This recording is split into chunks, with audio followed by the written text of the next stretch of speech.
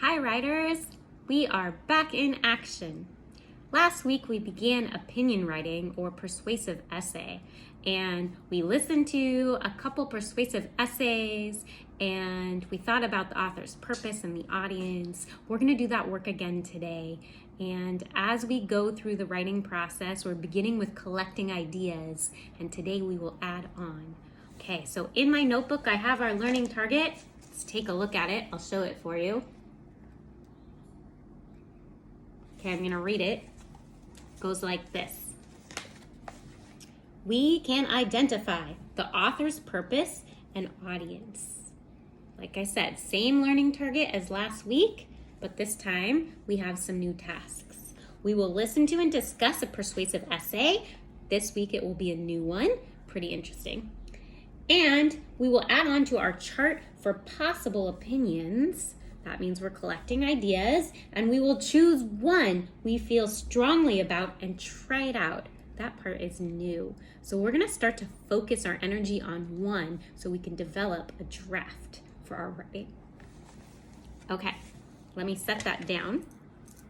Today's persuasive essay is about school uniforms. This is interesting because at our school, uniforms are encouraged. They're not required, but they are encouraged. So think about your own experience with wearing a uniform. How does it make you feel? Maybe it makes you feel safe. Maybe it makes you feel part of a community. Maybe you have some negative feelings about it. It doesn't allow you to express your own style. So keep that in mind as we read, and let's listen for the author's purpose. What is the author trying to convince you to believe? And let's listen for the audience. Sorry. Hops is distracting. He needs a kind reminder to be quiet during the lesson. Hops. Okay. That was this kind reminder. Hopefully he listens. Okay, so who is the audience? Who is the writer writing to? Keep that in mind, and I will start. Hopefully Hops will be quiet. One moment. Hops. We'll see if that works. Nope. Okay. Hopefully he's not too distracted. In the classroom, there's always distractions, so let's remember that. It's okay. Here's the introduction. Are school uniforms appropriate for public school students? Yes. And I believe students in public schools should be required to wear them. Uniforms eliminate the distractions of designer clothes so students can focus on their studies. Uniforms also create an environment in which children will be judged on personality rather than style. Finally, uniforms save time and money. While I was attending a parochial school, this means private school, I experienced the luxury of wearing uniforms. At my school, students came from diverse backgrounds. Inside the building, however, our economic advantages or disadvantages were no longer obvious. This means that each of the families had different amounts of resources, but when you came to school, because everyone was wearing the same thing, you couldn't really tell. My friends and I were able to focus on academics and concern for others rather than the latest fashions. Since we looked similar, we remained attentive to the teacher and our work. I learned that my effort, attitude, and aptitude, that means ability to do something, were more important than my clothes. Wearing uniforms helped me realize I don't need to impress anyone by the clothes I wear. School uniforms helped children who did not have stylish clothes to be treated fairly. Consequently, I was judged by my character, not the price of my jeans. I had a chance to show my personality without worry that I was out of style. This set the tone in the school system that all individuals were to be treated as equals. Moreover, I never had to waste time deciding what to wear before school. A clean uniform was easy to maintain. My parents saved a lot of money too. I did not need a variety of colors, styles, and designer fashions in my wardrobe. That means your closet. Wearing uniforms helped me learn I did not always have to buy clothes I wanted when I wanted them. In conclusion, when I wore a uniform, I started my day worry-free, focused on my schoolwork, and felt judged by who I was on the inside. My family and I saved time and money. I believe children should be required to wear uniforms in public schools. Okay, that was our persuasive essay. Now, let's go back to our learning target. What is the author's purpose? And who is the audience? What is the author trying to convince us to believe? If you are thinking, well, the author is trying to convince us to wear school uniforms in public schools, then you are correct. It says it right in the introduction. I'm going to go back to that. You have a copy online, so take a look at it. The author opens with a question, grabs our attention. Are school uniforms appropriate for public school students? And then directly says the opinion. Yes, and I believe students in public schools should be required to wear them. That's the author's opinion. Right after the author states their opinion, they give 3 reasons. They list the 3 reasons why students should be required to wear uniforms. I'm going to look at those 3 reasons because they're quite convincing. Okay, well, number 1, it eliminates the distraction of fancy clothes or designer clothes. Number 2, it creates an environment where students are judged on their personality, not their clothes. And number 3, it says uniforms save time and money. Okay, I like how the author did that. I'm going to try that out in my own writing too. That means I'm going to put my opinion and list 3 reasons. The author goes on to explain more detail about those 3 reasons. Now, who is the author writing to? Who is the audience? What do you think?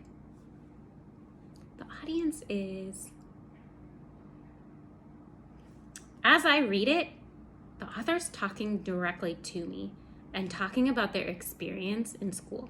So, and it's a positive experience with uniforms. I'm thinking the author is writing to other students. Let me know if you agree. So maybe they're trying to convince other students or maybe even people in the school system, like the administrators, the principal, that school uniforms are really helpful for students' well-being. Okay, so now that we've named the author's purpose and the audience, I'm going to go back to our task. And it says we're going to add on to our chart for possible opinions. So let me find that in here. Okay, here it is. So I listed some possible opinions last week. These are just some things to get our brain started so that we can try out some opinions on our own. They might be things that you want to write about. You might have different things on your list. We talked about how watching too much TV is harmful, or the opposite, TV is educational. We said issues are complicated, so there may be a pro or a con in the opinion. People should not eat donuts for breakfast. I think I tried that out last time. So now today I would add on and I would say school uniforms should be required. You could write on your chart, school uniforms should not be required, or students should be able to wear clothes they choose. Okay, so you can add that on. Now, the other task is to try this out. We're gonna pick one that we feel strongly about, and we're actually gonna write about it. I did that already. I did that work, and I want you to do it on your own. I'm gonna show you my work. Maybe it'll inspire you. Maybe it'll give you some ideas. I called it a quick write, strong opinion. Okay, so it looks like this. I'm gonna post a picture online so that you can see it too. So something that I feel strongly about lately is this online school stuff. I mean, that would be something very meaningful to write about because it's happening right now as we speak. So one way to see it is that online school is positive. People might have many reasons why online school is positive. You can do it whenever you want, meaning you don't have to keep a regular school schedule. There's lots of reasons. I, on the other hand, wrote the opposite. I am thinking about how teaching and learning should happen in the classroom.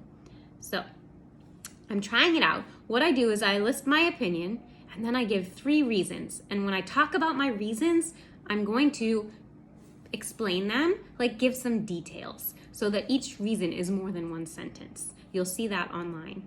I'm going to go ahead and read this aloud for you. Okay, it starts. Teaching and learning should happen in the classroom. One reason why students should be educated at school is because they need to interact with other kids.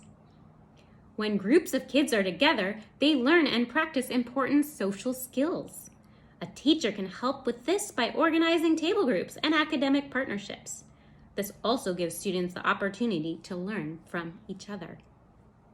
Another reason students should learn at school is because not all families have access to technology. The state believes teachers can give lessons online, but not all families have computers and internet. In addition, families with more than 1 kid may not have more than 1 computer, and this may cause siblings to fight. It is not fair for families with more resources to get a head start in learning. Lastly, students should attend school in person because parents are busy and not always available to help with learning. Many parents have to work outside the home and cannot monitor student work time. Even when parents work from home, they need to focus on their job duties. If a student has a question at home, they may not get their needs met. Okay, that's all I have so far. So I set a timer and I worked for about 20 minutes. I chose a strong feeling, or a strong opinion, something that I had a lot to say about, and I tried it out by stating my opinion, thinking about 1, 2, 3 reasons, and each time I wrote about those reasons, I wrote on in detail to explain them to my audience. And maybe my audience is students like you. Okay, try it out. Can't wait to see it. Thanks so much. Bye.